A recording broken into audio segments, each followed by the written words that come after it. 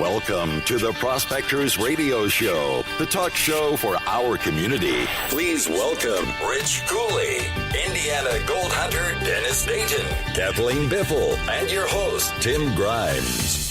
All right, everybody, welcome back to another edition of Prospector Radio. I'm your host, Tim Grimes. Don't mind me tonight. I think I got a cold, so if I sound funnier than normal, it's nothing. It's no big deal. Joining me tonight, I got the cronies with me. First off, we got Rich Cooley. What's happening, Rich? Oh, not much. How's everybody tonight? Doing good, man. How's that compressor going? Oh, I'm doing real good with it. I'm done, basically. Really? Yeah, I got it all together. All I got to do is fire it up, but I got to get some, I got to get more equipment, so. Wait a minute. More equipment. Yeah, I got to get my air stuff now. Oh, okay. Got to get my regulator, my hoses, my air tank, whip hose, and then I'm going to bench test it. Okay. I'm going to fire it up and see if I can breathe. Well, let's hope you can breathe. Definitely. Now, wait. Now, did you have to change the seal when you pulled the pump? I did not. It looked okay, so I'm going to go with it. Okay. And we'll see what happens. I have one just in case, but right. I'm not going to replace it if I don't have to. No, right. If it ain't broke, don't fix it, right? The only problem I had was trying to get the sleeve off of the motor. Okay. There was a sleeve on the shaft. Right. It looks like somebody had a pair of pliers on there messing around. With the shaft? Yeah. Okay. They probably put a pair of pliers on there to get the impeller off. Mm-hmm. Got it. So I had a hard time getting that off because it was all corroded and rusted, and so I did the easiest thing I knew how. What's that? Just bang it? I beat on it. You beat on the shaft? Yep, beat on the bushing. Oh. All you do is just take a little hammer, little ball peen hammer, okay, and just take and start hitting on the sleeve. And what that does is the vibration of the sleeve vibrates the rust and the crud that's underneath the sleeve and kind of expands it a little bit, and the sleeve slides right off. When you get a rusty, cruddy shaft, it's brutal. It's sometimes a pain in the butt to get that stuff off. It was seized up on there, so I just kept tapping, and I seen it started to move, and I just kept tapping all the way around it, and it slid right off. Nice. Perfect. Yeah, man. Took sandpaper and sanded the shaft up, slid the pulley on, and cool. But the pulley that I got is different because the pulleys that they have now with the sleeves, the Allen screws go all the way through. Mm-hmm. Okay. The old styles, the Allen screw would only go through the pulley and tighten on the sleeve. Right. It would never go all the way through. So I called Pat, talked to him, and he said, from now on, they make them where the Allen screw goes all the way through. Mm-hmm. Therefore, you can tighten them on your shaft now. Oh, okay. Right. So what kind of what grit of sandpaper did you use on the shaft to clean it? Oh, I don't know. Like a 120 or coarser. I don't even remember. Oh, I think it was the black sandpaper. You want to use that auto sandpaper that's a really high grit, so it's gets a nice polish. It polishes it, right, Shad? Yeah, use it when you knife make, but it's such a fine grit. And that thing will smooth the shaft down, so stuff just slides right on there good. That's all I usually use. Being a mechanic, I have a whole bunch of that stuff. We call it something. I forget what it's called. No. Right. But that's important to know. It's important that everything... emery cloth or something? Emery cloth, yeah, that's what it is. Emery, yeah. Yeah, you always want to use emery cloth on the shaft. Yep, that's what I use, emery cloth. Yeah, and then everything. Yeah, because if you use regular sandpaper, you'll get all sorts of scratches on that shaft, so your parts will not move. Right, and you don't want that. Right, and you don't want scratches on the shaft, right? No, that's not all. at all. That's use emery cloth and shined it up and put it on, and it's good to go. Nice, perfect. And I put it all together, lined it up, put the pump back on, put the compressor on, and lined the pulley up on it, and I turned it, and I could hear air coming out. So. Now, Rick in the chat room said Scotch-Brite works well to clean the shaft. Yeah, you could. I didn't use that, but yeah. What they do with the pliers to the shaft? Were they like trying to pull stuff off and ding it up, or what they were doing is, like I said, they were holding the sleeve with a pair of pliers, and then they got on the impeller to break the impeller loose. Oh, I gotcha. Wow. Yeah. Wow. Weird. Hey, that's good. You were able to save it all though, and not that would have been a mess. Right. Right. Exactly. Yeah. So I mean, thank goodness the pulley came with a sleeve. I actually had a sleeve that Ken gave me anyway, and I had a pulley that came already on a sleeve that I got from Hook when I got it. But the problem of it is that sleeve that had the pulley on was not in real good shape. So I would have had to change the sleeve. Well, I couldn't get the sleeve separated from the pulley because it was tight, and I don't have a torch. So, man, you should have took pictures or video what you working on this, because there's like nothing out there for it, and I'm really curious, like how you took it all apart, how you had to. Yeah, I guess I should. Put it if I had my together. neighbor over, I should have had him do it, but you should have. Because it's like everybody thinks of it after they're done, and it's like there's no good videos out there on it. Yeah, None. yeah. I only seen one video on YouTube about it, and like I said, right in the middle of the video, it kind of paused, and then there it was in pieces. So. Yeah, because he couldn't get the shaft loose or something, right? Yeah. So he's Get the shaft out. Take a quick break, come back, and the shaft's magically. It's all done. Yeah. Oh, Yeah, yeah. it's all tore apart in pieces. Just take and I'm this like, bolt oh, out that's it. and pull the shaft, and it takes me like no time. Yeah, it'd take about hours of beating on it. It's like, Jesus God.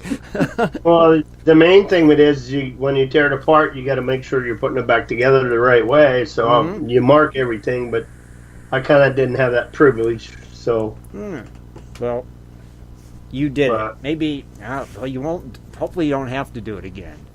no, I'll know now. I can basically Right. put it together blindfolded now. I know how to do it. I mean, Right, but if you do I know it, which way the piston has to go. I know all that stuff. So, right, maybe next time though you'll go. Screw it, I'm setting if up you a look at video that camera. picture, it's very deceiving which way the piston goes in. Oh, is it?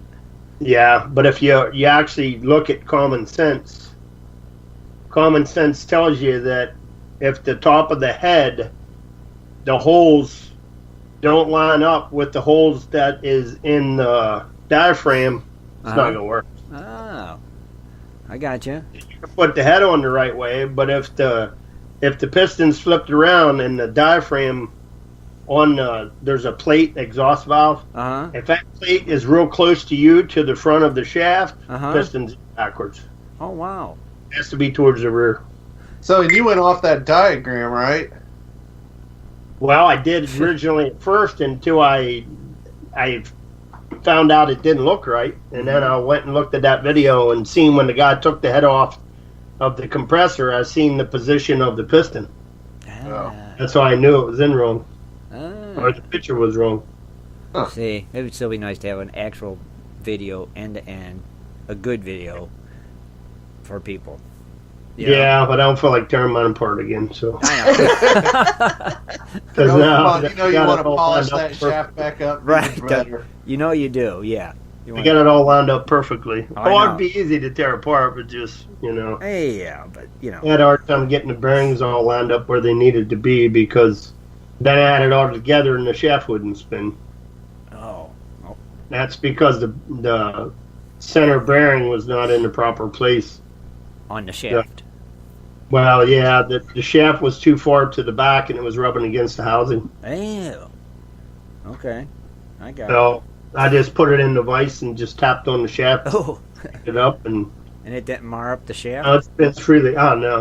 Okay. Well, Because the bearing caps were all bolted down, so the only thing that could move is the shaft. Okay. I mean, I So guess I tapped on the shaft a little bit and got it to move a 1/16 of an inch and freed it up, and I was good to go. Right, and it couldn't hurt. See, this is why there are no videos. Everybody probably starts wanting to do the video like the one guy. And, next thing you know, something's stuck on there and they got to bang the shaft really hard to get it loosened up. Yep. And, boom, boom, boom. Next thing you know, they're done. Well, if I do it again, I will videotape it the next time. Right. And they're beating the heck out or of the if I shaft, get bored over the winter, maybe I will tear it back apart. Maybe. And then if you do, maybe it'll come apart easy and you could just well, I know it will. and make a complete video of it. That way, that'd be cool. Then there'd actually be one out there. Yeah. So it would get like... If I get bored, I could tear it apart and do it Heck yeah, that'd be cool. Yeah, Rich, I want you to get so proficient at this that you can do it blindfolded in under a minute. That's right. It's not going to be a minute. Okay, whatever. But blindfolded. Maybe 3 minutes. And you won't have to take a break and come back with it disassembled. Yeah. That's the key. Well, I honestly, though, granted, I know you had a compressor that needed a whole rebuild kit, but you got to think there's a lot of people out there that has working compressors, and there's going to come to a point where you need to, obviously do some serious maintenance or something's not working. So, I think that's why there's so much value. Well, yeah. Yeah. It was around $200 to rebuild it. Well, that's not bad, With the bearings, the diaphragms, the bearings, that's not counting the pulleys and the other stuff I got. But, just for basically all the bearings, the diaphragm, and the hardware that I was missing. I got you. A couple screws and stuff like that. It was about $200. Dude, even when I put that seal in mine, I couldn't find a video on it. I talked to Ken. He told me what to do, and then I still never could get the pump. Well, I got the instructions for that, and I started looking at that, and it started saying about drilling a hole and all this other stuff, like recess the hole in your motor, and I'm like, it was a nightmare I had, but I was able to get it finally. It's like, Jesus, this is ridiculous. There should be better videos on that stuff. That you would think they would make a video on it, Yeah, maybe Dave will make one, Mr. Bogan, because he's getting ready to do his. Oh, that'd be good. Yeah, and I saw Spike said he's getting ready to do one too and would video it. So hopefully get some more out there. Right. Yeah, maybe step by step how to do it. That'd be cool. Then there'd be some good ones out there on how to do it. And I was asked before what company. It is Thompson. It's a Thompson. Ergo the T80. Yeah, Thompson. That's probably the T for the T80. But it is a Thompson, and when I get that paper, I have it downstairs on my workbench. I'll print the front and the back and put it in the tricks and tips, probably, if I can figure out how to put both pages in there. Okay, cool. And I'll post that in there for somebody to be able to look it up, and that way you can order the parts from Thompson or Keen or wherever.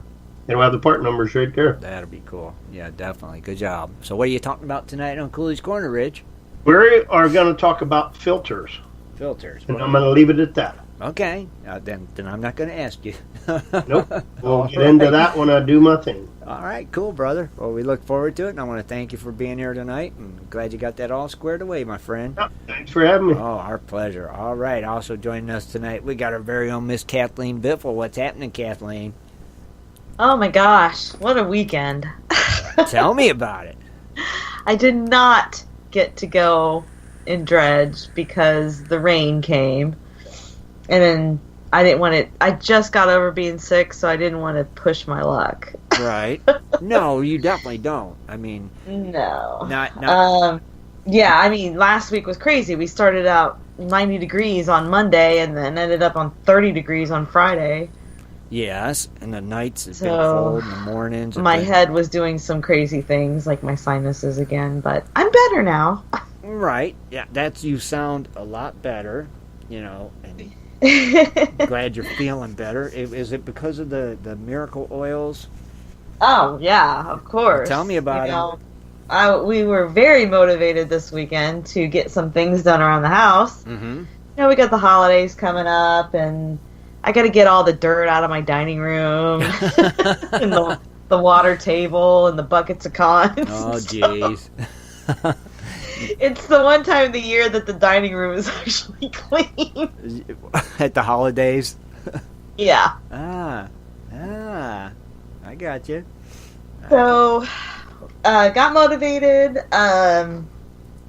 All right, wait, hold on. Oiled ourselves up. How'd you get motivated? What was the miracle motivation oil that you used? My goodness, we had just like a blend that smells amazing. It's got sandalwood, sage, little coriander, nutmeg. Dang. Stuff like that. Okay. So it helped. It helped, didn't it? We were very, very motivated. Nice.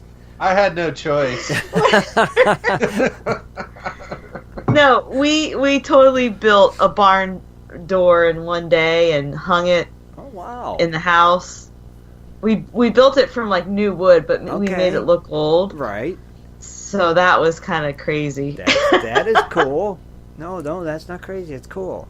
So did you? No, I did post pictures of it on Facebook. Maybe Shad can post it on the main page because he's good at that. Post it on the site. Did you use the barn hardware so it slides? Is it a sliding door? Yes. Oh, yes, it cool. slides. Okay. And we're gonna do some woodwork like that in the house. Okay. We were just practicing, so. Oh, that's cool. These are our winter projects. We're starting on our winter projects now. It so. felt like winter. It was cold. Yay. Yay, I know, Shad. You are so excited. Whatever. I'm right there doing stuff with him. That's Yay. right. No, well, I'm glad that... No, but it was fun, and I've got a lot of cleaning to do, and... Gosh, Thanksgiving's going to be here It's right around the corner. Almost just a little over a month. I know, we got to get past this Halloween, and... Yeah. Thanks. Now, see, I went to the store last night. I went to Lowe's last night. And walk in, and what do you see? Christmas. Oh, joy on one side, and pumpkins for Halloween right across from it. It's like, really? Why don't you just get through one and then drop the other one on us? I didn't see. So it's like the nightmare before Christmas. It kind of was. There was no turkeys. Oh, joyous this and pumpkins and Halloween stuff. I'm like, what? This just doesn't even. It's a mishmash of holidays going on. Do them one at a time. Give us. No, they can't now. God, they don't go in Walmart because it's just full of Christmas stuff. You know? Everywhere is. It's insane. I can't wait because Christmas decorations in a month. Woohoo! Yeah, but I don't want to see them at the store yet. I mean, it's just too soon. It is. It just makes me batty. It is. It's just too soon. You know, it's like they're pushing winter and stuff on us, and I just don't like winter. So that's why I don't. Well, don't worry. Right after Christmas comes, it'll be Valentine's Day stuff everywhere already for 2 months. You're right. It will be. It definitely will be, Shad. I know, but I don't know. We'll get through it. I'm just not ready for another one. Are you, Kathleen? Not really. No, I hate winter. I do too. It just sucks. I'm going to try to keep myself busy with projects this winter. Just to keep me busy. Well, that'll it's work. Stuff that needs done anyway because, we need to sell the house. Now I'm starting to sound like Ron Harrison. Yeah. It's going to be a 2-year thing before we move to Arizona. Loading up some stuff, getting it in the trailer, getting ready to go. Yeah. Yeah. Although, we've been looking at the properties out in Arizona, and oh my goodness, I can't believe how quickly home values are going up. I mean, it's almost ridiculous. And Shad and I, we're from the mortgage industry. We worked in the mortgage industry for many years. Right. And it's just kind of scary what I'm seeing. And it's going to happen again. Nope. Everything that happened in 2006 to 2008, it's on its way to happening. Oh, really? Yeah, it's not good. Trust I me. mean, how does a house Tell me. go up $40,000 in 6 months? Holy cow, are you serious? Yeah. It's insane. It's like I'm too poor now to move to Arizona because I can't afford it. So it's like a seller's market now, right? Yeah. Big time. Well, I mean, even around where we are, they came out with the news report for like the Columbus area and even the surrounding areas, which is us, that there's more people out there looking for a home than there are homes available. So Really? people are in bidding wars and stuff. Really? That's Yeah. weird. It just seems odd, but I believe you guys. I mean, good for us if we want to Yes, sell, but true. we have to kind of find a place first. Yes, in Arizona. Yeah. So it's going to be an adventure, and we'll have to document it as we go. Yes. The climb, the struggle is real. Yeah. It is real. I don't know. I'm gonna miss you guys though if you guys move to Arizona. Oh, you have to come out with us. I know. Oh, you moved too. I know, right? Move out. The west. weather's so What's holding it's you sunny. here? It's sunny a lot. I know. That's what I need. Year-round warmth. Yeah. It Sunshine, it does the body good. It does. It definitely Especially, like, I get seasonal depression, so does. Mm-hmm. not fun. No. When you live in Ohio and it's gray, like, from Yeah. October to, what, April? April or May or June. I think we get what they say, like 42 days of sun here Yeah. with What? no clouds. Yeah. In Ohio, yeah, it's something ridiculous. That is ridiculous. We need Yeah, more. so we have to... Hmm. Blah. Yeah, blah. That's what I say. Blah, Ohio. It's Ohio. So you ready for the Gold Show in 2 weeks? What is 2 weeks? Is Not that this 2 week? weeks? Not this weekend. I guess Next it is 2 weekend. weeks. Yeah. right? Okay. You Getting ready? ready. Psyched? Yeah.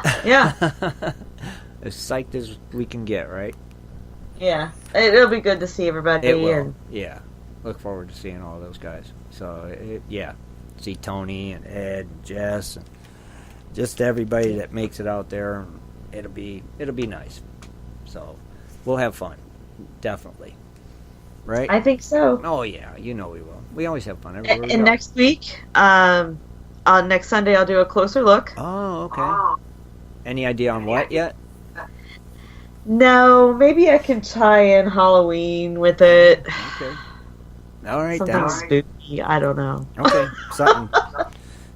That's perfect. I look forward to it, Kathleen. I have some ideas, but I haven't picked one yet. Okay. Well, it sounds good. I can't wait for it. That's for sure. And Kathleen, how's the koi? Oh, they're cold. I figured that. Well, I had to change their food, so now they're getting wheat germ instead of, the high protein diet because it's just easier for them to digest. I only feed them once a day now, and they move really slow.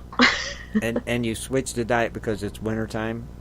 Yeah. Okay. And I'm starting to take down all the plants and all of that stuff. Okay. But they're still doing okay though. Yes, they are. Hopefully, I mean they're a lot bigger this year, so they kind of hang out at the bottom where it's deeper. Mm-hmm. So far, they can all fit, so that's good. Okay, even Nemo. Nemo, yeah, I think he hides in the tunnel still because he's small enough. He got this. But yeah, he actually got bigger, so I think he'll make it. Oh, okay. Yeah. I hope he does. See how he does. He'll be fine. Yeah, he's definitely a goldfish. Oh, he is? He is not a koi. So how did he... Yeah, this is a puzzle, a mystery. How did he get... Well, we have 3 goldfish. Yeah. Okay. So there you go. Okay. The goldfish weren't supposed to live, but they did. Okay. And they're actually pretty big, so... And they had Nemo, obviously. Then. And then, yeah, they made Nemo. Okay. They like the fair goldfish. No. They're real pretty. Yeah. I'll I'm have to not gonna admit, like, I'm at a fair or something and put them in there. And oh, yeah, somebody had said that at work. They're like, are you sure your neighbors throw it in there because they didn't want to deal with it? Right. Yeah. No. Okay. He was way too little Okay, when then. he started. So he was definitely conceived in the pond. Is what we'll say. And he was the only survivor, so his name is Nemo. So he is Nemo. He's definitely Nemo, without a doubt. All right, cool. So we covered the koi, we covered the oils that we have to talk about every week. I have to hear about the oils now. And you're doing good. So that's perfect. Yes. Perfect. Kathleen, You didn't get to go dredging, I know, and that probably No, broke your I heart. didn't. I know But, there's a lot to do. Mhm. Gotta get a lot done. I know, but I know you were definitely probably looking forward to getting out there and No, dredging. but we did go get the camper Oh, from okay. storage. Okay. But we parked it in front of the house Mhm. because we thought we were going to go the next day, and then Right. we ended up not going because it was raining really bad Oh, and cold. So it sat there all weekend in front of the house. We just dropped it off today. oh, okay. So it was cold and moist and damp and It was. crappy.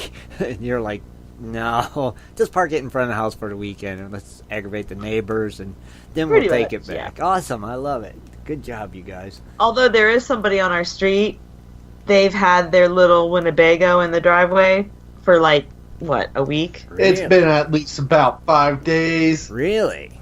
Yep. I think Got a picture of a giant leopard on the back of it. Really? Yeah. It's also known as Creepy Hot Tub Man. He's creepy hot tub guy. Okay. Yeah. He has hot tub parties and he's just He's old, creepy. and it's weird. And he has really bad taste in music. Really? Okay. Yeah. Yeah, it's bad. Huh. Interesting. I see. Wow. So you guys, did you think anybody's going to call about that one? No, but maybe I will. Yeah, maybe. Maybe you should wage a complaint that you don't want to look at that giant No, I probably lion. won't. No, you won't. Of course you won't. I know that. Yeah, but you could say you don't want to like looking at that. What is it? A lion or something on the back of it? The A leopard. leopard. Yeah, it's annoying you. So The leopard offended you. it offends you. Yeah, it's bringing down my property value. value. Yeah, it's got to go. Yeah, definitely. I don't know, Kathleen. I know But you. we're gonna winterize the camper. What, in 2 weeks? 2 weeks. Potentially, we'll see. That's the plan. Sometime in November is usually when we did it last year. So I'm hoping it warms up just one last time this weekend because this would be the last weekend we got. I don't know. It's. I actually finally turned on my furnace, so I'm. Ooh, we still didn't. You didn't? No. I did today. I have mine on. I just couldn't take it no more. I'm a wimp. So am I. Our house is it's stucco. It's freaking cold in here. It's not. It is, man. I'm freezing right now. I'm pretty comfortable. Well, that's why I did. I'm a wimp. I turn mine on. I don't care. I know. I came in the house and you could see your breath. I went outside and it was warm. I'm like, I lived in the trailer for time. 16 years. I'm not going through that again. No. It ain't happening. No, I don't want to be cold in the house. It's silly. So I pulled the air conditioners and fired it up. I'm like, I'm done. The heat is officially on. So I'm nice and I'm gonna toasty. try to hold out another couple. I weeks. tried, but I couldn't do it. couldn't do it. I refuse. Shad's freezing. You refuse. Well, maybe because I'm always having hot flashes. Right. It feels good. Shad's sitting there shivering, and Kathleen, you're fine. Poor Shad. Everybody feel no. bad. Everybody feel bad for Shad tonight Well, because. shoot, I had to break out the sweatshirts and stuff. Yeah. Oh yeah. Winter clothes are here. Yeah, winter coats. About time for them. It's like, oh, jeez. I don't know. I just don't know. I'm not ready. Still not ready. I don't know. We'll see. But Kathleen, thank you so much for being here as always. Can't wait to hear from you more tonight during the show. Yep. Alrighty. Also joining us, we got the other half of the Biffles. We got Mr. Freeze, baby. Shad Biffle. What's happening, Shad? Oh, you better believe it. I'm just trying to figure out how, at the beginning of this last week, it was hitting 89 to 91 degrees as the high. Yes. Yep. What the hell happened in just a few days? I don't know. I mean, It's one day 47 it was a here. 40-degree shift in temperature from the previous day. Yes. It's 47 today here. Well, Oh, It was hot, like you said, Chad, in the beginning of the week. It was, you couldn't stand it. It was that hot, and now it's just the complete polar opposite. So I don't know. So you didn't get to go out duck hunting yet either, then, Chad? Oh. no, I haven't been able to do anything. Kathleen pulled out the list. The list. The Honey, honey-do list. Yep. But it was fun. It's been a while since we did like some creative projects, so that it was fun to do. I mean, Right. had a good time. I mean, the door we looked at that she found online, like when we were trying to get like a design idea, I guess you could say, and she was looking at the techniques on how to age wood so it looks good. Right. Well, we found one, and it was like $400. Oh, geez. For just a door that slides. That's not even the hardware. That's just the door. piece of, just the door. Okay. Right? Mm-hmm. So, needless to say, we spent, on just putting the door together and the handle, which is out of half-inch black pipe. Nice. Okay. It's cool. It's cool. Mm-hmm. $50. Are you kidding me?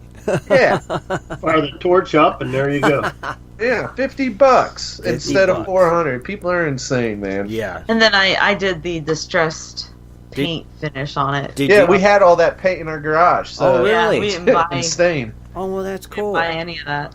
Now, did you like beat it with the chain and stuff, Kathleen, and mar it up? I took sandpaper to it. Uh-huh. We already picked out like the worst pieces. Yeah, we could heard find. as long as they weren't warped bad, we picked out the god awful, cheapest, dirtiest pieces of pine there was. The pieces nobody wanted, so it Exactly. was cheap. Okay.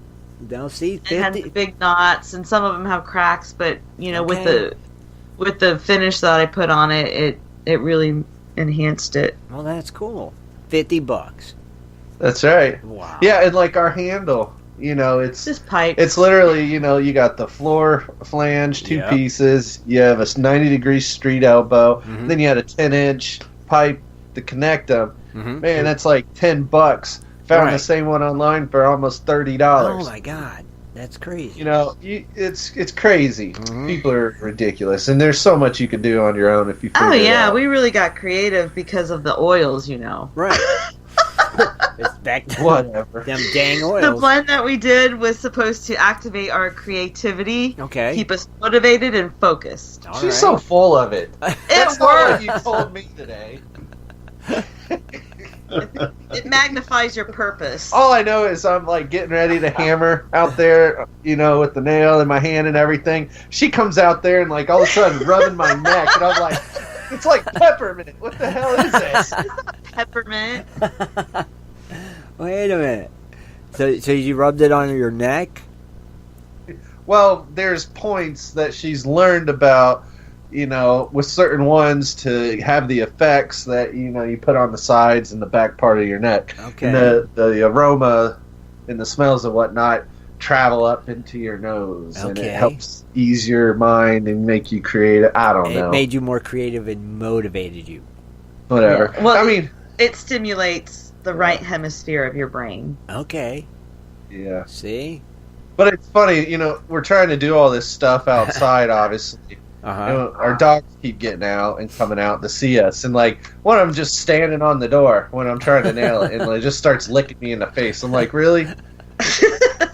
They need some oils too. Yeah. Dogs. Some calming oil is what they need, right? So they just mellow so you could work, Shad. They just love you. That's They all do. it is. That's all. They wanted to help. It's Yeah. all good. Right? But that's cool. $50. And you did you Oh, I know. Yeah. did you post definitely. the picture on the site yet or in the chat room? I haven't seen it. Yeah, I'll post it here in a second. Yeah, I want to see Sorry. that. I definitely want to see what it looks like because it's a great idea. And like Yeah, you said- Kathleen did this little collage thing. wait a minute. Collage thing on what? On the Facebook or whatever it is. Oh. I don't know how she does it. It's crazy. On the Facebook? Okay. Yeah, I'll put it on, On the the site Facebook. On since the we're Facebook. talking about it. You All right, know. yeah, I want to see it. And I'm sure the See. people listening want to see it too. So that's cool. Definitely, brother. So what else? What else have you been up to, Shad, other than the honeydew list? Well, we did. We had the camper, but I still had a lot of gear, and obviously in the back of the truck, I had everything loaded up in case we decided to go on Friday. Right. And so I did finally take out stuff of the truck, but our dredgers are still there because we're still optimistic we're going to get out really soon. Okay. So you left So them in. yeah, we didn't put them away. Not yet. Yeah, but other than that, I mean, we released another video. Okay. our previous one, of course, was using a gold ram and learning a little bit how to use it and showing everyone. But this one, we actually combined doing a comparison between the gold ram and the flow pan, just the flow pan, how it originally was. Okay. And just kind of seeing how the two worked, using them in the same part of the stream, Right. same. There wasn't much flow, so we had to kind of do a lot more manual manipulation to increase and wash out the material. Right. But it was like all the same exact spot and same type of material, unsearched stuff that we dug up, and we just ran it through. So that it's a cool little video to show how they both work, how they both performed. Oh, okay. Did they lose any? How much? Okay. What's some perks between one and some of the perks on the other? And then, we just left it at that for everybody to make their own decision on Right. what they feel they would use. And it's kind of been cool because we've gotten a lot of great comments on YouTube where people are really getting into, point out why they like this one over the other, or why they would still want to have both. Okay. Because maybe they already had the flow pan and they really want the gold ram. Because it's one of those things where a lot of this small mining gear that's out there, both from some well-known name companies to also more of the smaller individuals, home businesses type of thing where they're developing. And, there's so much out there that really, depending on the situation where you're at in type of prospecting, or maybe what's what you need to take with you, or what you're able to, just able to have at the time. Right. It's good to have a diverse arsenal Sure. of each small equipment. I agree. And I think it was pretty cool, and it was neat to see people's feedback and comments on it. So, but yeah. Now, you posted that on GPS, didn't you? Yeah, I did. Okay. I remembered this time to share our video there. you So go. it's out there, Okay. the link to click on. All right, cool. Very good. But yeah, check it out. It's pretty cool. It gets doing a side-by-side comparison type of things, kind of see how things both perform. They're not identical type products, Right. but they use the same concept, kind of and water principle. flow. Right. Yeah. All right, So no, it's cool. I like comparison videos. Yeah. It gives you something to compare to. And you Yeah. did. So, awesome. Great job, Shad. I'll check it out later. And right here on GPS, because you posted it. Thank you, my friend, as always, for doing And the what door you do. picture collage thingy is And- out there. And the door picture I don't know collage how thing. she does this, but the collage It's thing just is on there. your phone. You can do it. Ah, it's running down. Fancy schmancy Fancy stuff schmancy. there on the social media. Yeah, the Facebook. Yeah, exactly. That's what it is. Speaking of the Facebook, don't forget, everybody, you can join the Facebook pages at the official Gold Prospector Space Prospector Radio page, or our Prospector Radio page, or you can follow any of us on Facebook. Shad, Kathleen, me, Rich, Dennis, even Scott Swiftwater. He had a permission slip to get one, so he is on the Facebook for sure. So check us out there, come follow us, and you can see all the stuff that these guys are up to. And Shad, now don't you? I know you got your birthdays and your precious metal prices. Oh, you better believe it. It's awesome, And brother.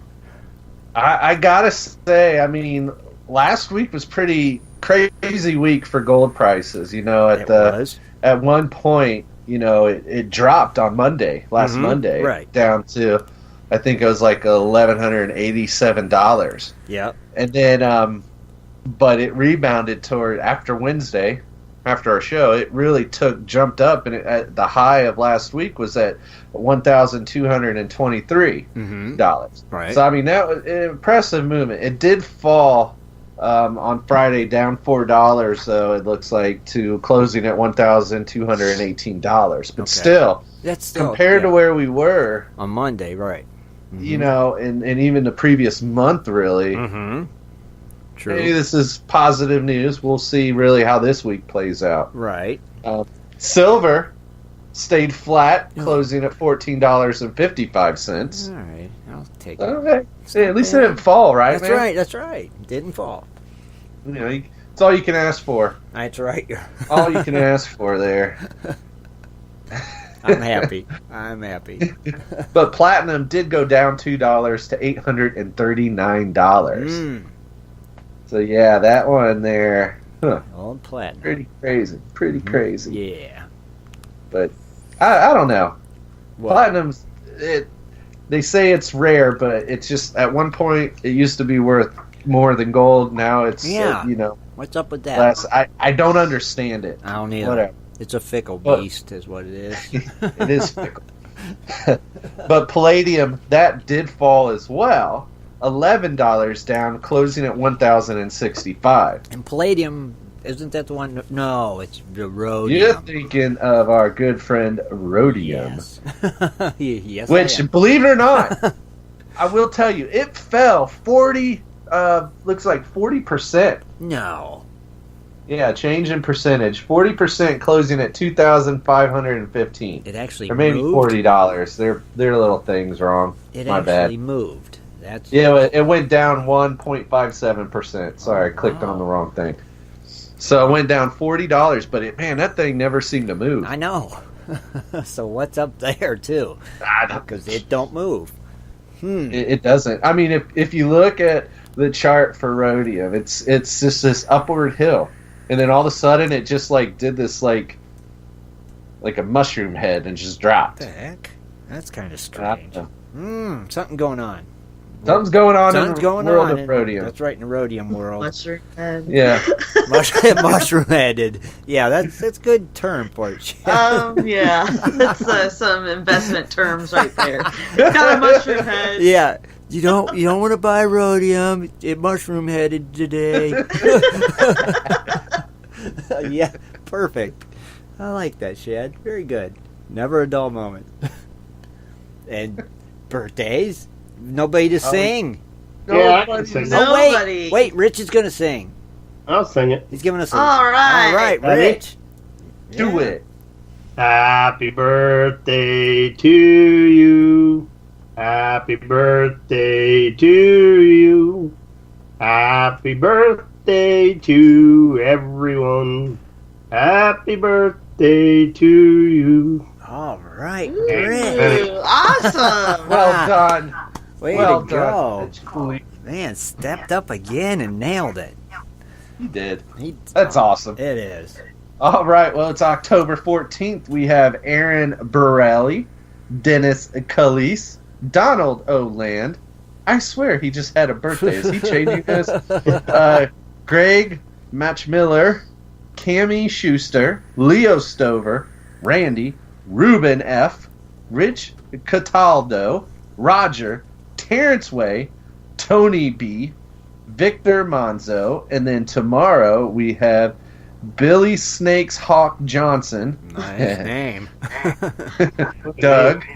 Doug Freeman, James A. Bledsoe, Jim Wilson, Joan Rivera, and Johnny Wills. Happy birthday, everyone. Happy birthday.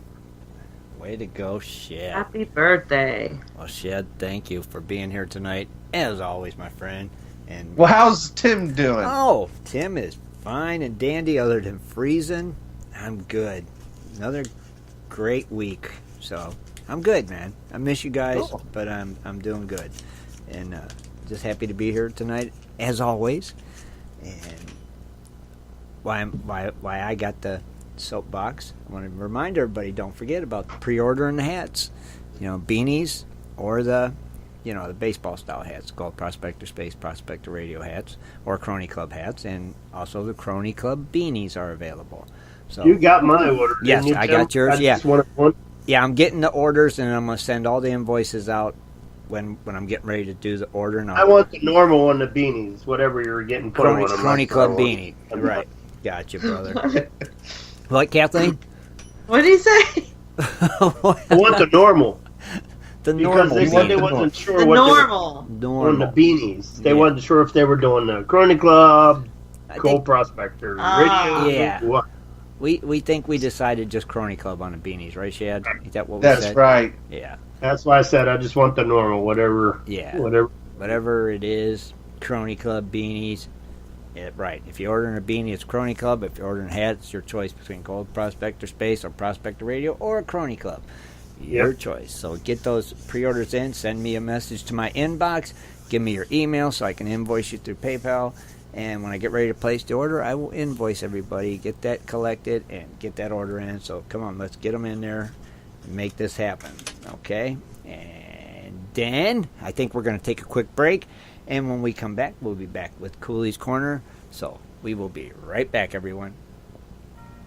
Do you like to mine for gold? Enjoy prospecting a nice crack in the bedrock? Enjoy getting outdoors to camp, fish, hunt, and hike on your public lands? You plan your trip, load the gear, grab the dog, put the family in the truck, and drive off to a locked gate. A sign says you cannot enter or access your own public lands. Mining claims and public land owned by we the people are being designated as off limits by our own government every single day. Are you concerned about the direction our government is going? Are you tired of seeing no access, no entry signs on your lands? We are, and we are fighting back. We are AMRA, America Mining Rights Association, the fastest growing small mining advocacy association in America. AMRA is a 501c3 not-for-profit formed by miners, hunters, off-roaders, retired military men, and women to stop the insanity. AMRA was formed to educate, unite, and help the small miners and public land users on their rights. Rights given to us by God. Do you want access to great mining claims? For a small tax-deductible donation to their Miners Legal Fund, your family gains access to proven excellent mining claims across America for an entire year. AMRA challenges the USFS,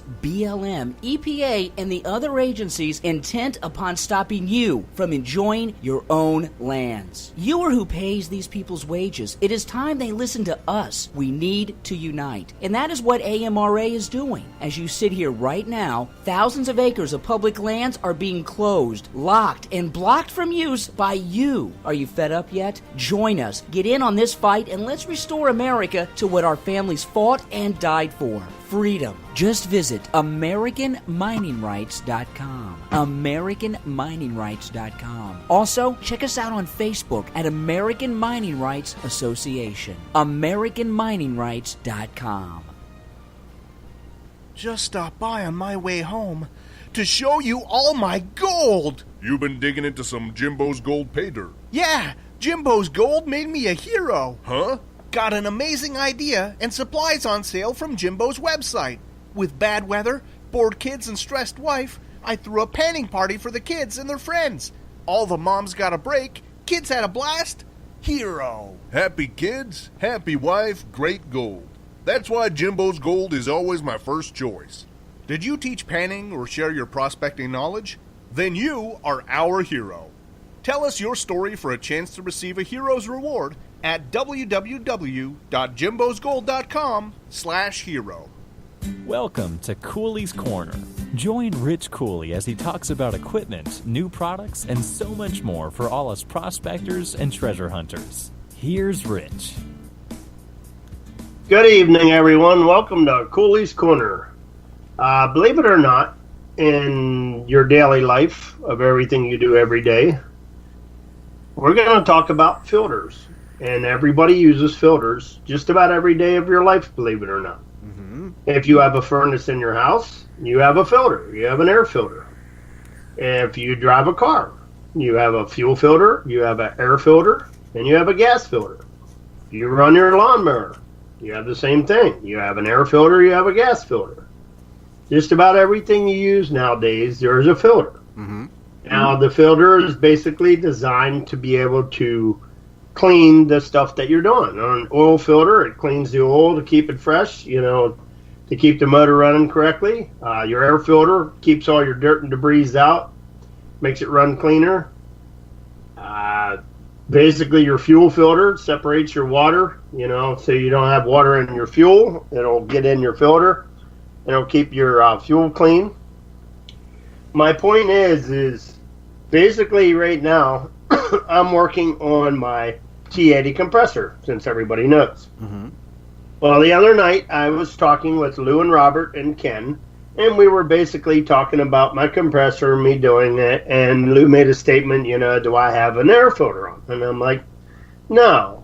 And I never really was paying attention or noticed that when I borrowed somebody's mask or I was on their equipment breathing underwater, Not once did I check to see if there was a filtering system on that compressor. And that blows my mind. So it basically got me thinking to do a segment on air filters or filters itself. Because believe it or not, you can die.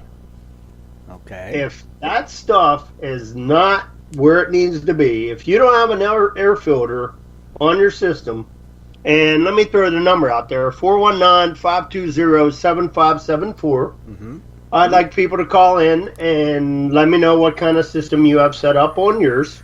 If you have a T80 compressor, what kind of inline filter you have, or just talk about basically what type of mast you have, what compressor you have. Some people have other compressors, so if you can call in, 419-520-7574. While I'm talking about this, we'll take your phone call. Awesome. But basically, we were talking, and they were asking basically if I had an inline filter, and I said no. I said, but that brings up a good point. On my mechanic tools at home, on all my air tools, I have a filter on. Right. I have a filter coming off my compressor so I don't have water in my air tools. And then on my air tools, I actually have a filter that oils my tools. So a filtering system, is basically a lifesaver because it saves your tools and it could also save your life. Okay. I also got to talking about a snorkel. The snorkel that is placed on the back of your compressor. The snorkel basically goes in, bolts to the compressor, comes up, has an elbow on. Now, at the top of mine, when I received it, it just had a bolt through it with a nut on it. Nothing there. So, my question is to everybody else, if they know what kind of filtering system goes on that, because there's no instructions, there is no filter assembly, there is nothing. Now, I was told you could put a filter in the screen on the top, which you'd have to make a hole through the filter and make a hole through the screen to be able to put it on. Right. But I was wondering what else somebody had, if they had a different filtering system on top of theirs. I just pulled that piece off the compressor that mine had. I know yours was a rebuild, but on the side there that you have to detach to put the snorkel through, that went up there at the top part. And So you basically had to put a hole through the filter, or the screen, and then a hole through the mesh, correct? Yes, sir, correct. Okay. And then you just put it through the screw up top, put a little washer on, put the nut on because it's a lock nut. And basically what I did for now is I took a filter screen, which is basically made out of cloth. And they sell them at the fish store, where you buy fish or any kind of aquatic goods. And basically they're used to cover your filter. And it's just basically a small mesh bag. And I just basically draped that down over top of it and tied it tight so it wouldn't come off, but it's small, breathable, it's breathable, be able to get the air in. And let's see, Patrick said I put a small air filter for a car engine on it, the kind that uses on cars with multiple carbs. Multiple carburetors. Okay. Yeah. So there must be a real small filter that fits it then, because the bolt doesn't stick out very far enough to be able to get a 3-inch or a 3-inch filter on it, probably. So, okay. Basically, I have a sock on the top of mine. Now, we were also talking about inline filters. Well, Lou went on eBay and showed me the style that they had, and basically, this is an inline filter. I always thought that it would go coming out of the compressor. Right. It's wrong. It basically goes between the hose coming out of the compressor. You have a whip hose hooked to your tank. Then from your tank, you hook up your air hose. Now, your air hose goes to your filter. Then your filter goes to your regulator. So your inline filter should be basically hanging on you, and then you just plug the air hose right into the filter, which is attached to your regulator, which is attached to your harness. So basically, that is so if there is stuff that goes into your tank that goes through the air line, it'll stop at the filter and you do not breathe it in. Okay. Because I'm going to tell you what, I've talked to people before that did not have a snorkel on, and they were under the water and they felt a little funny. And they come up and like, man, I feel sick. It feels like I'm getting exhausted. So what they're doing is they didn't have a snorkel on, and that wind came by and blew the exhaust over by their compressor, and that compressor's sucking in that fresh air, and that sucked that exhaust fumes in, which of course went down to them, down through the regulator. Right. So then they started breathing in exhaust. Well, first of all, that's dangerous as heck because you can die from it. Once you get that in your lungs, it'll basically put you to sleep underwater. Wow. Not good. Now, Rich, do you have a picture or link of the inline filter for people? I can work on trying to get it here while I'm talking if I Cool. think about it. Okay. Because I had to basically write it down myself so I wouldn't forget. It's basically called a hookah diving water filter. Okay. Oh. So I think it's... And quick connect. Let me see. Hold on. I'm looking at And something. we'll see what I get. Let's see if I can bring it up. Yep, that's exactly what I want right there. Now I got to figure out how to get it to there. Is it the one on eBay? Yes. Yeah. The blue one? Yes. Can you get it on the site real quick? Yes, I'll post it on there. Okay. I was going to say I can try it, but I don't know if I can do it or not. Oh, there it is. Okay. My buttons ain't working very good tonight, so... Yep, there you go. So basically, that's... Let me see it. Well, that's kind of sort of what it was like. Oh, okay. $22. Yep. Okay. $22. Please don't hookah dive without them. All right. Yep, exactly. That's one of the better things to get. I mean, it can definitely save your life. Wow. I mean, that's interesting. Now, how high do you... Yeah. Oh, go ahead. I was just going to ask, how high is your snorkel, Rich? oh, this is what I did to mine. I didn't want to have all that excess height on mine. I basically cut about 1.5 feet off of it because it was actually way too high. Okay. And I actually shortened it, and I pointed. I got mine removable that I could screw it out. The bottom half stays to the compressor, Right. and then I just screw the top out, and that way I don't have that, flapping around when you're trying to haul it somewhere or whatever. I'm sure Shad does the same thing, but I just screw my top out. But my top's only probably about 2.5 feet long. I put another filter in there also, the one that I'm actually getting in the site. Okay. This is actually kind of sort of what I have on my air tools, actually. Okay. Gotcha. It has a quick connect on it with the fitting right on the end of it. And that's actually what I use on my air tools, basically, but you can use that for... Oh, the one you posted there? Yep, the one I posted. Okay. Check that one out. All right, very cool. Okay. So, And Ken said most of them are 2 foot tall. Well, not anymore, Ken. These things are about almost 4 foot tall. Oh, wow. Yeah, it's pretty daggone tall. Yeah, they're like 4 foot tall now. They're very, very tall. They don't need to be that tall. So I basically cut my upper half in half. Okay.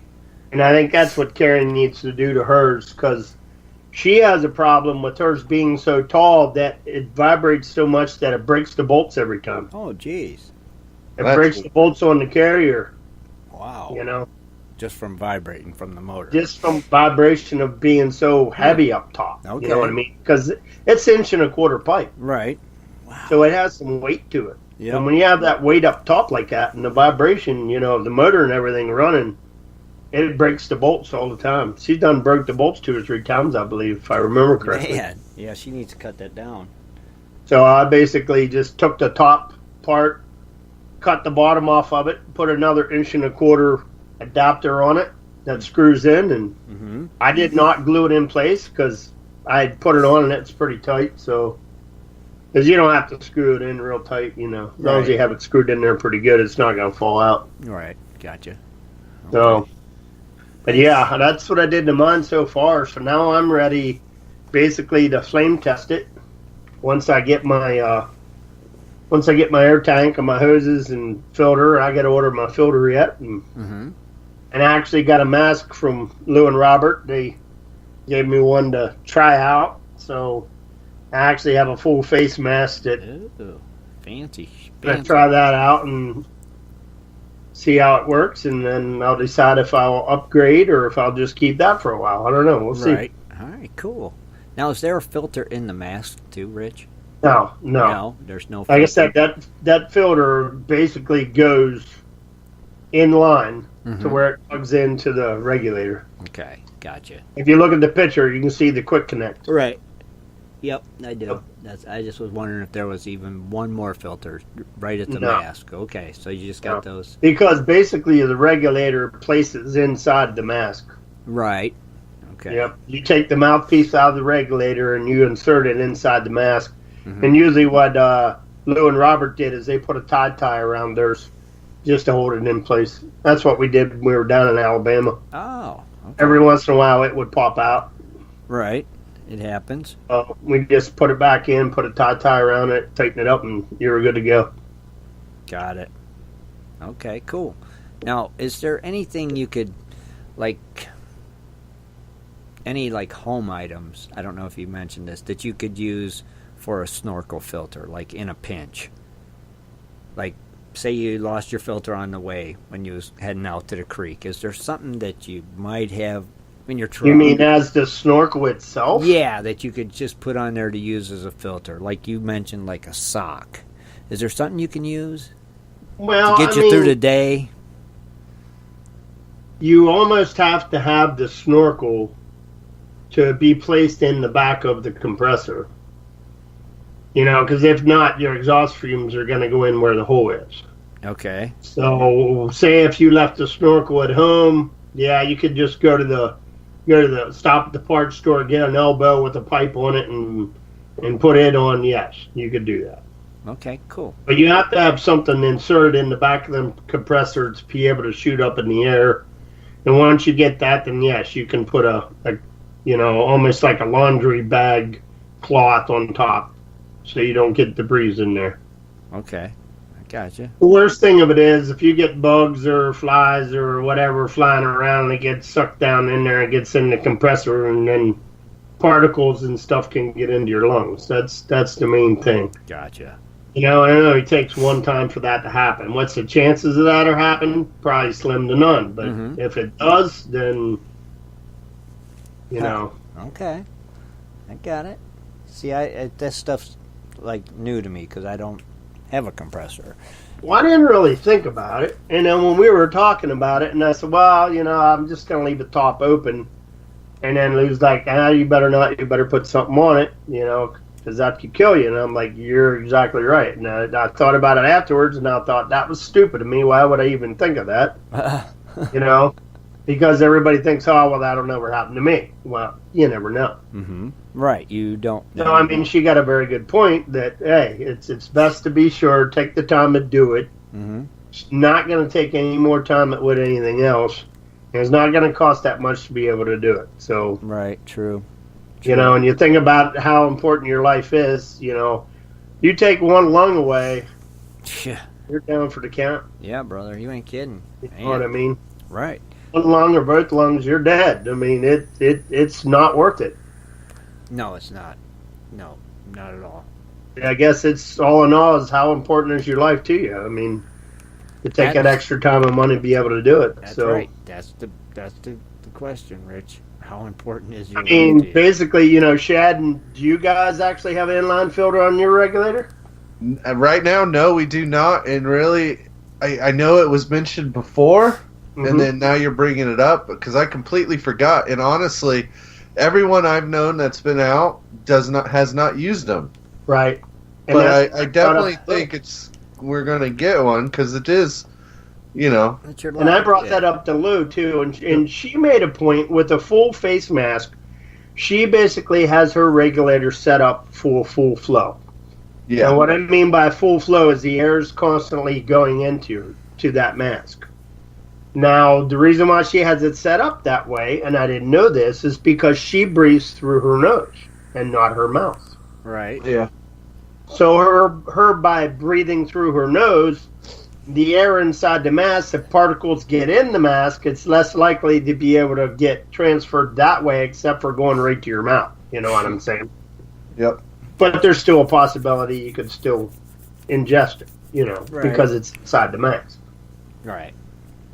And that, and that kind of struck a chord with me because I told her, I said, you know how many masks I've had on and never even checked that? Never even asked anybody about it. And it was just amazing to me that something so critical that we don't pay attention about. That's life-threatening, Right, this is true. So it blows my mind that I just never crossed my mind.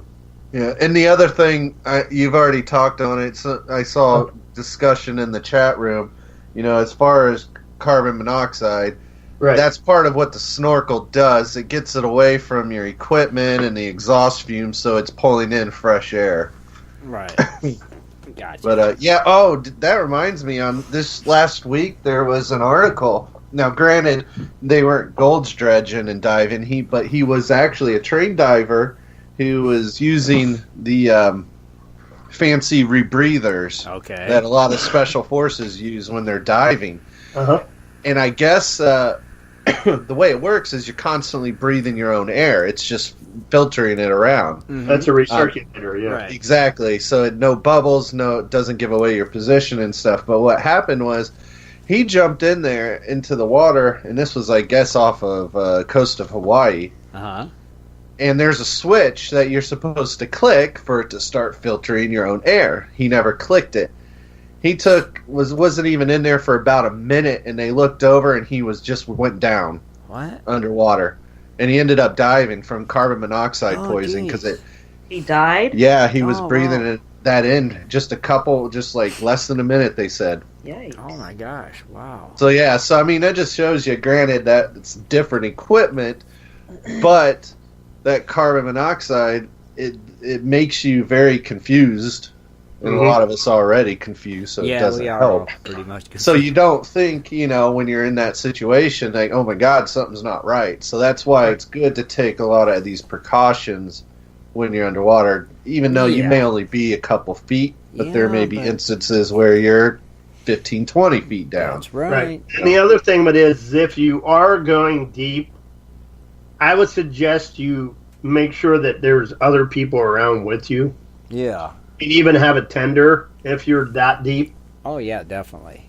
Because when something like that happens, like, say, for instance, when Ken was out in Idaho and his nephew was down underwater, he was tending the box and noticed that something just wasn't right. Mm-hmm. And his nephew almost passed out underwater. So he basically got him up out of the water, got him over to the edge, and he really don't know what happened, but there's a possibility he could have drowned. You know? See, I don't care if I'm going deep or not going deep. And he was just snorkeling. I would want people around, because it's just like you said, it's freaky. Like, you don't even have to be deep. And like Shad said, if something happened like that weird freak accident, right, you wouldn't even know it's happening to you, and then it just happens. And then what do you do? So you would want people around, definitely. It's just my opinion. It's right. No matter how good you are, anything can happen. That's the thing. Definitely. Patrick O just brought up a good point. Few experiences compared to inhaling insects or small bits underwater. Your reaction immediately is to spit it out. Sure. You spit your regulator out while coughing. Drowning is a real possibility. Oh, Very good point. Oh, heck yeah. Wow, that's crazy though. You just don't know. So, like Rich said earlier, if anybody's got any questions or comments about this, you can give us a call at 419-520-7574. My finger's on the button, ready to answer your call before that. Paul Conroy brought up a pony bottle, which I don't even know where you could get them or how much they would cost, but it holds about 15 minutes in air.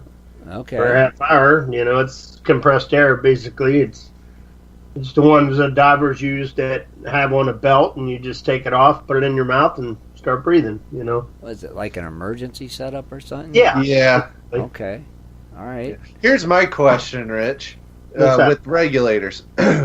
You know, we used, obviously, a couple years back down at Lou's. That was really our first time diving and dredging, and yeah, I noticed it was that continuous airflow. Yeah. Now, how do you get that switched and converted from your regulator that is basically on demand breathing? From what I understand, and that's why I wanted Jim Hamilton to actually call in and explain, because I'm not really an expert when it comes to regulators. Mm-hmm. From what I understand, it's a second phase. It's a two-phase regulator. But from what I understand, Robert told me, has said they are adjustable, and you can adjust them to full flow. Mm-hmm. Now, I haven't got mine yet to be able to adjust it to find out what they're talking about. And I haven't really done research to see how do you adjust it. But from what I understand, there is an adjustment on there that you can adjust it to full flow or to where it's at now. And whether or not all the regulators the same, I do not know. I am not 100% sure. I'm not going to lie to you. I don't know. Well, when you get yours, Rich, you're going to have to find out and let us know. Yes. Yeah. You have to do a Cooley's Corner. Basically, I'll get it. I'll call Robert and say, hey, you know, what do I do to do this? And right. Explain to him. And right. Well, there's kinds of regulators, you know. There's a question in a chat room. Should anyone who wants to dredge with air take a scuba course? Well, good question. Rich? I would say, yeah. Why not? I mean, I've actually dove before. I used to be a diver in the Marine Corps, so I actually dove before. So, and it helped me, of course. Right. So I would say, I would recommend yes. I mean, your local places, they basically use swimming pools, and they have a diving course that you can take on your leisure when you want to do it. So I would suggest, yeah. Yeah, because it's not like you need to get certified. Right. Right. You don't have to get certified. I mean, you don't have to take the full course, but, I mean, it would at least get you familiar. And they actually use the tanks and stuff, and they do show you that how to do the pony bottles and stuff, too. So great. At least they did for us, so. Now, Shad, ain't there another question in there, buddy?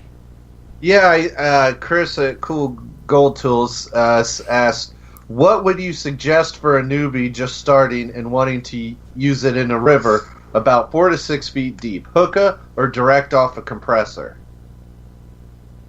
for air? What do you mean direct off the compressor? Just running a compressor like yours off the... or a hookah system. I would say hookah. I mean, I'm not familiar with what they mean direct off the compressor. I mean... Unless he's talking about one of the floating ones. Yeah, you know, one of them floating hookahs. One of the small floating ones. Yeah, I don't know. I don't really know much information about those small floating ones. Right. Now, you definitely don't want to use a compressor that, uses oil. Yeah. And I don't know if he's talking about a compressor for a tool that he would have on the bank. You can't use them, can you?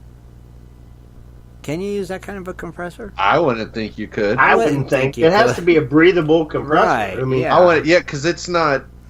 Yeah. I wouldn't think that. This brings up another very good point. Okay.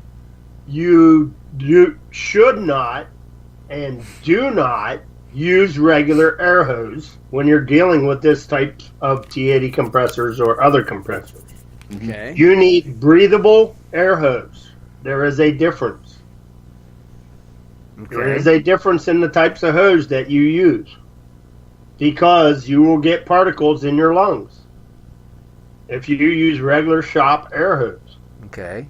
You should have to use breathable air hose. They are different. Right, then just a... Okay? So make sure everybody understands that. Yes, very important. Mm-hmm. That makes sense. But they're saying something like oil. What are they saying in the chat room? It has to be oilless compressor, yeah. Which is what we just said. Right, okay. I got you. Okay. See? Interesting. And they mentioned something about checking the valves on your harness. Check valves on your harness can save your life if your hose is cut.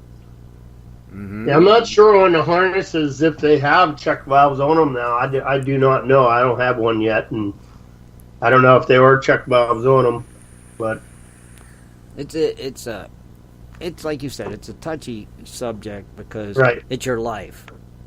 You know. Yeah, definitely. I mean, you could piece this stuff out. You know, I've shopped around already, and I've looked at the kits that they have. They basically have a kit on Keen for like $330 something, and then they also have a kit on Proline, which is like $380 something. Mm-hmm. Well, basically the difference that I've seen between the two is the one with Proline has a metal tank, and that metal tank should be able to supply for 2 people.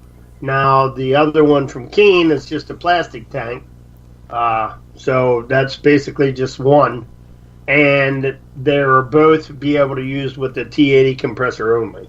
Okay, Now I'm sorry. Now the Proline, I'm not sure about. Now here's what I found out about that reservoir tank, Rich. Because honestly, both Kathleen and I, are going off of my compressor. You can use the plastic one from Keen with the T80 compressor. The metal ones are meant for the heavy duty compressors, not the medium ones. So the bigger ones. Okay. Yeah, I guess there is a difference. So, well, I know it stated low pressure, and I know the plastic one has 65 psi's on it. Yep. If I remember correctly, the pop-off valves on the compressors are like 40 or 45 anyway. Mm-hmm. If I remember correctly. Now, the pop-off valves on the compressors, I think, are 40 or 45. So you're not going to get the 65 psi's in there, All right. Now, how do you know if a compressor is capable of supplying enough air for 2 divers, or if it's only capable of 1 diver? Well, you'll have to look at the specifications of the compressor. Okay. It'll tell you. Oh, it will? Okay. Yeah. Okay. Mostly the T80 compressor, you can run 2 divers off of it if you're using the right equipment. Okay. We're living proof we've been successful. Yeah, they've used it. Now, here's the other thing. Can you do a full face mask on one and a regulator on the other one? I don't know. Both of you guys have used regulators. Correct. And one use a full face mask and one a regulator? Is there a difference? Right. I cannot answer that. Does a full face mask use more air because it's supplying a depends if you have it on full flow or right. So could that make a difference? I think it could. Honestly. Think it could too. Yeah. Because I will tell you this: it's a very small difference with the regulator when I've noticed when I was diving by myself, dang it, or with Kathleen jumping in. There was a difference in the airflow. Okay. Right. All right. Hello, caller. What's your name? Where you calling from? It's Lou from Alabama. Howdy, Lou. There she is. Hi. How are you tonight? Doing okay. Oh, that's good. Something else for those people that are learning how to do this without going through school.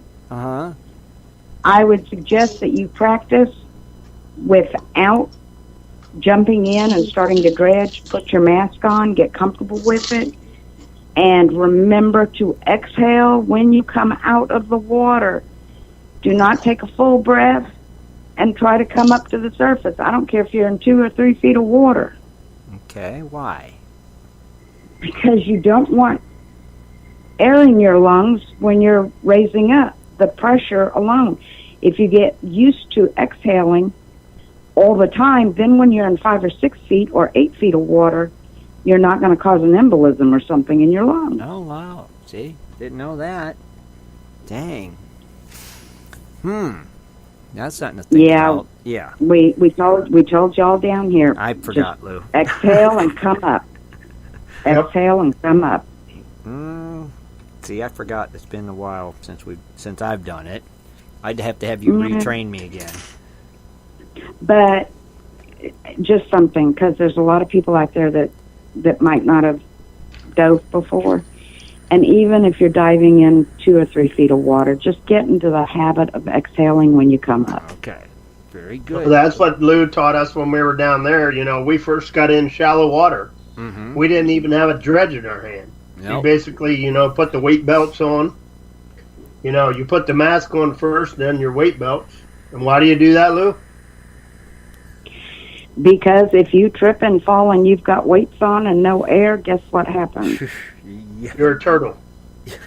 Yeah, you do a turtle and you panic. And if you panic, you're gonna drown. This is true. So I would suggest putting the mask on and just putting your head under the water and getting comfortable with breathing underwater. Right. Then put your weights on and sit on the bottom and release your weights several times. Get very comfortable with releasing your weights. Exhale, come up. Then sit on the bottom, exhale, pull your mask off your face and come up. Because occasionally a mask will get ripped off your face. And by exhaling and coming up, you're ready for a fresh breath of air. Okay. Mm-hmm. Interesting. Good, Lou. Thank you. Just simple little things, No, it's good things. Right, that's why I had to talk about that, Lou, because you kind of got to me the other night, and after I got done talking to you, I kicked myself in the butt because I thought, you know, that is really, really important stuff, you know. Well, most people have a mask or they hold a regulator in their mouth. Right. Or they have a mask or the regulator's right there at their mouth. Mm-hmm. And if you don't have any kind of a filter, you could pick up a bug, and if it hits your lungs, you're in major problems down there. Oh, man. Right. See, you got it just... So I think taking the course would be a good idea for a lot of people, you know? Yeah, and rather than going in and taking a scuba course, because they're kind of pricey, call them up and ask them if they'll help you train on a hookah system. Okay. Mm-hmm. Gotcha. Because compressed air is expensive. That's where a lot of the expense comes in at. Okay. The tanks, you know, the tanks and the mixtures and everything. Right. So, if they train you on a hookah, it's like, hey, you're eliminating that cost. it might lessen your cost You're right. dramatically. Yes. And a hookah's more similar to what you'll be using anyway, right? Well, you won't be using a hookah, yeah. Right. Most people on a hookah don't dive past 20 feet. Right. Because when you get into 25, 30 feet, you have to start decompression and you have to come up in stages, and it's funky. Okay. I gotcha. Okay. Very cool. Well, Unless you're those crazy people on Bering Sea Gold that dive 30 feet, 32 feet. Yeah. This is One other thing real quick while you're on the phone, Lou. Weights. About how much does an average person have to have for weights? I know when I put on Robert's belt, I about fell over because even though he's still and skinny, he still had probably about 60, 70 pounds of weights on him. Correct, but we're in a river. Well, we were in a river. Mm-hmm. Right. Depends on the weight suit. If you're in a 2 mil or a 3 mil, you don't need as much weight. If you're in a 7 mil, you got to pound up on the weights just to keep you on the bottom. It depends on the river, or the current of the creek, and the wetsuit. Okay. Mm-hmm. Good info, Lou. All right. Thank you. Thank you, Lou. We appreciate Not you. a problem. As and always. as far as the regulator goes, all the stage 2 regulators for hookahs are a little different, but there's an adjustment on every one of them. So you can adjust how much air comes through or how hard you have to draw to get a breath. Gotcha. Good to know. Lou, thank you, as always. Thanks for calling in, Lou. Thank you, Lou. We can always count on you. Say hi to Robert for us. Yep. Tell Robert we said hi, and David. Tell him we said hey, okay? I will. All Y'all right. have a good one. You too, Lou. Take care. Bye-bye. Bye, Lou. All right. See how easy it is to call in? Simple. Right, Rich? That's right. 419-520-7574. If you have a question or comment for Rich, give us a call, because if not, we'll be moving along, and then you never know where we're going to be. Paul Conroy basically posted on the site one of the spare air, one of the pony things. Basically, they're about $90. Okay. No. You gotta be careful with that, Rich, because that's used and it says untested. Oh, jeez. Okay. Yeah, Paul. Hey. Oh, I see it now. Yeah. So I don't know. The guy even says, "I do not scuba dive." I do not have equipment or a dive shop close enough. Oh, jeez. Yeah, you be careful on that one. Yeah. Okay. But that's what it is. Yeah. Yeah. Damn ringer. That's what it looks like. I don't know. The guy. All right. Hello, caller. What's your name? Where are you calling from? We need you to turn your speakers down, too, okay? Yeah, I got him down. All right. Well, this is Keith. What's happening, Keith? Oh, not much. I was just going to give you a little ways I set my stuff up.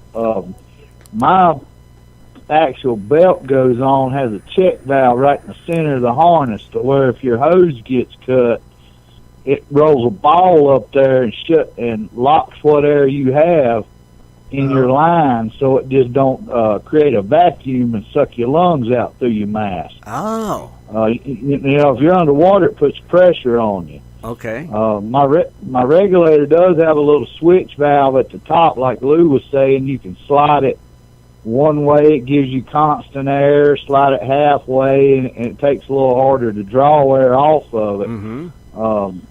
Now, my weights, I set those up. My brother's a dive instructor, and what you want to do is almost find your negative buoyancy, which I put weights on, and what I want to do is when I exhale, I want to start dropping to the bottom, and when I inhale, I want to start floating up.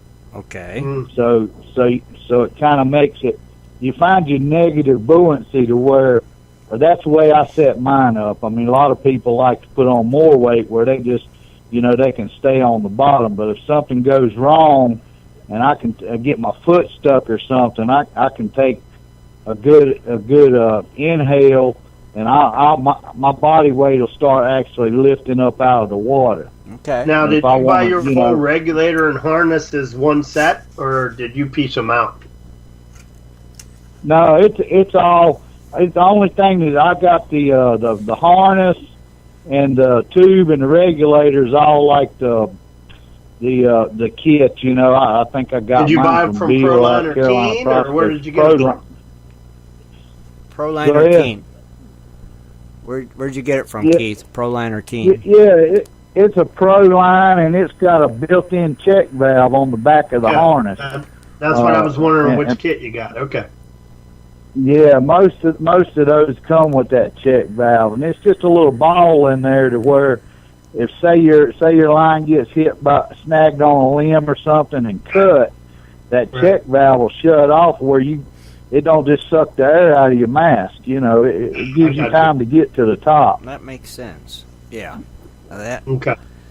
Something worth checking. Because if you're 20 foot deep and something cuts that line and you don't have a check valve, it's just going to suck the air out of your lungs. Man, yeah. And then it's panic mode, right? Well, yeah, you never want to panic. That's the worst thing you can do. Exactly. Is get turned around and get panicked. I mean, that water I was in at the outing, it was pretty rough. It had one of my pontoons about half underwater with the dredge tied up to the bank, but because it was running so fast. But once I got down on the bottom, I could wedge my feet in the rocks and kind of hold myself there. But the more water pressure you got on you in a running river, the more air you want coming through your regulator. I have been in some creeks down South Carolina or rivers where the pressure was so hard my regulator wouldn't keep up with air. Oh wow, okay. From the flow, putting negative pressure on you. So gotcha. It all changes depending on where you're at. But I posted a link there to determine how much weight you need to dive. All right, cool. Thank you, brother. Appreciate it. All right. Hey, y'all have a good week. Thanks for calling in. Yeah, thanks for calling. All right. See you. Take care, buddy. Bye. All right. There you go. Thank you, Keith. Pretty cool. Interesting information tonight. There we go. When I was down in North Carolina, the current kept wanting to take my regulator, pull it out of my mouth. Does that make sense? Kind of does to me. I mean, is there a way to stop that? And Shad said to tuck it under your weight thing, but it didn't work that well with me. Because it was pulling on your hose, the current was, right? Yeah. Everything was, It was just like, and then I had a cut in my mouth. Oh, geez. So that didn't help, right? So that's why you want a full face mask, so you don't have to bite on the regulator. Yeah, that I think would make it easier.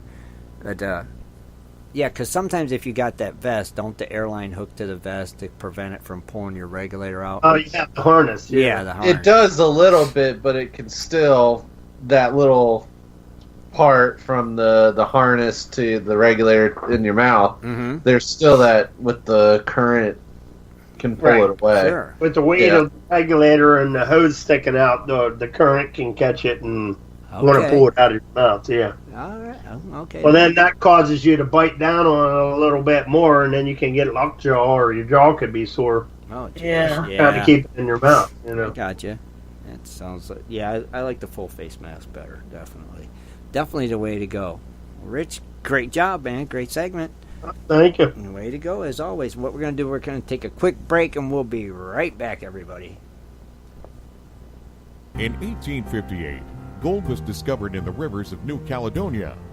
This discovery would spark a massive gold rush. Today, the search for gold is much easier, yet still challenging with Dirt Hog Pay Dirt.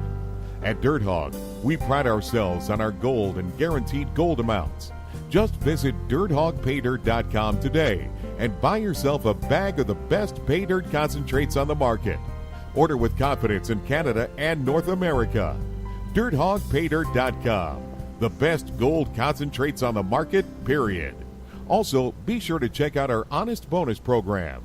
If you're interested in gold prospecting or treasure hunting as a career, hobby, passion, or just something you're interested in getting into, you have to visit goldprospectorspace.com. At goldprospectorspace.com, you'll find forums, chats, videos, blogs, sections on dry washing, metal detecting, high banking, and so much more. At goldprospectorspace.com. There's a store, classifieds, and at goldprospectorspace.com every Sunday night at 7:30 Eastern Time. Tune in to Prospectors Radio, the talk show for gold prospectors and treasure hunters. Goldprospectorspace.com is a social network with thousands of members, and everything you need is at goldprospectorspace.com. Sign up today and get connected to others who share your love of gold and gold prospecting. Let the treasure hunt begin at goldprospectorspace.com. goldprospectorspace.com.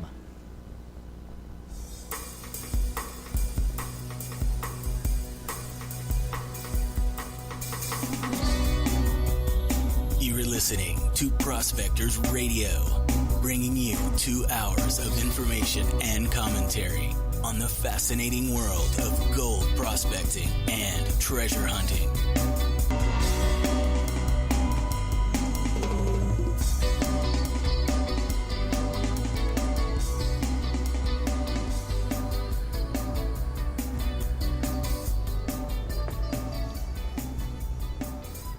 All right, everybody, we're back again. Hey, Bruce mentioned something there in the thing. He said, since most of us dive close to shore, what about a shore-based air system, i.e. oilless compressor plugged into an AC power generator? I don't know. I don't know of any of them out there. There possibly could be some, but not that I'm aware of at this point. But I don't know. I know they make the ones that float. You know, and I know they make the portable ones that, you know, like Paul put on there but that's only like 15 minutes or a half hour of air. Now, the ones that actually hook up to a generator, I don't know. I'm not familiar with them. I don't know. Yeah, I don't know. I do not know. So, interesting. I definitely don't know. All right, real quick before I forget, don't forget to check out Ed and Jess's show Tuesday nights. Their Tuesday night hangouts over there on their YouTube channel at 8 o'clock Eastern Standard Time. Be sure and stop by. Say hi. They appreciate it. Also, if you want to see us, we'll be at the GPA Gold Show in 2 weeks in Ohio. I forget where it's at in Ohio, Shad. You'll have to tell them. Springfield, I think. Springfield, Ohio, at Springfield. Clark County Fairgrounds. That's right. We'll be there Saturday, so if you want to stop by and say hi to us, we'll be wandering around there. So stop by and say hi. One thing I want to bring up, the Buckeye chapter is, I think I seen somebody post on there earlier, they are looking for help, for people to help out with the Gold Show. Oh, so okay. If anybody's interested, please contact them. Tony Ledford or them, maybe even the OSPA, whoever needs help. Right. Somebody posted there earlier about it, so I wanted to mention that. All right, cool. Awesome. Way to go, Rich. Good job, man. And what am I forgetting, Shad? Don't forget to pre-order your hats. There you go. Your beanies. If you're wanting one, send us a message. We'll get you invoiced and we'll get that taken care of. Other than that, don't forget to tune in Wednesday night. We'll be here at 9 o'clock Eastern Standard Time. West Coast Wednesday. And Kathleen will be here with her Dredging Up the News, and Shad will be here with his current local events. Local events of interest. Get it right, Tim. I know. Jeez. I will get it right eventually. It takes me time. You know that. I was still thinking about the compressor build and stuff like that. My mind was still there. Chad, I swear there was something else we had to discuss. Dang it. Is there something? That was Patrick. He said the GPA chapter can be contacted at buckeyegold.com or on the Facebook page. All right, cool. Now, is there anything we want to do to Swiftwater tonight while we're here? Well, see, that was the thing I wanted to ask about, right? Because one thing, in all seriousness, we do have a suggestion box in the tab in the menu on Gold Prospector Space. Yes. So please feel free to leave any comments, feedbacks, or suggestions of what you want the show to cover or anything. That'd be great. Yes. As well as, how should we torture Swiftwater? That's right. Exactly. I figured we'd go there. And we're open for suggestions. You could type it in the chat room because, of course, Scott's nowhere around. So if you type it in and it's good, we can use that. We need some Swiftwater shenanigans. That's right. So is there anything we want to do to Scott tonight that we can think of? Kathleen? You're laughing. You must have an idea. I still want to get somebody to call him and yes, do what we talked about. Yeah. Remember? Oh, definitely. We won't spill the beans. Oh, that has to happen. I mean, yeah. We got to get somebody who has a phone number that isn't in Ohio. Right. Or Indiana. Right. Yeah. Now you're giving it all away. With our luck, Scott's going to hear this and know now. I don't think he is. True. Sometimes he listens, sometimes he doesn't. So if we don't do anything this week, he won't listen. True. Oh, I mean, come on, there's got to be something that we could get him real quick that we can think of.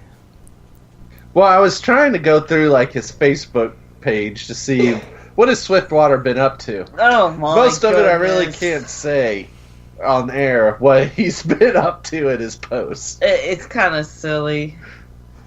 He's all over the place. Yeah, I was hoping it was something good though. I could mess with him on. Yeah, there got to be something. I mean, come on, somebody, real quick. Should we just? Anything. We should have gave this more thought. I thought of last week, so you guys. Okay, we'll come up with something for next Sunday. We'll come up with something definitely. But so come up with those suggestions, send them to us. If it's something good, we'll use it. We promise. Let's get Swiftwater. That's the plan. All right, everybody, keep that in mind. And until Wednesday, I guess we'll say good night. Good night. Good night, everybody, and thanks for tuning in. We're out of here. See ya. Be sure to tune in next Sunday at 7:30 for another great show. For updates Let's do and it. more info, please go to www.prospectorsradio.com. Oh, I can't quit. Oh, thanks, John. Good night, everybody.